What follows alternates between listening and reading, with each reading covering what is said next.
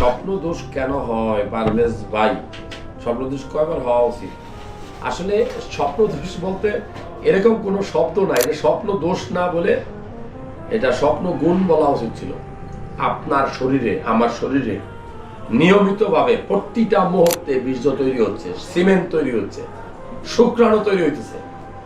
আপনার শরীরে যে পরিমাণ শুক্রাণু তৈরি হয়, যে পরিমাণ সিমেন্ট তৈরি হয় বীর্য, সেটা কিন্তু একটা নির্দিষ্ট টাইম আপনার শরীরে অবস্থান করবে, 72 ঘন্টা, 3 দিন।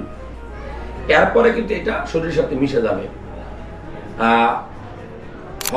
আপনি যদি খারাপ খারাপ ভিডিও দেখেন, বাজে কোনো মেয়ে নিয়ে মন্তব্য কল্পনা করেন, ঘুমের মধ্যে আপনার স্বপ্নদোষ হতে পারে।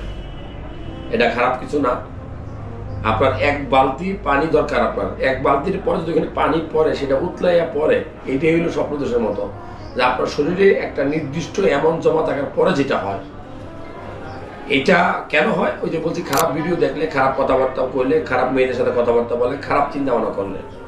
তবে মাসে 7 থেকে 8 বার স্বপ্নদোষ হওয়া এটা স্বাভাবিক।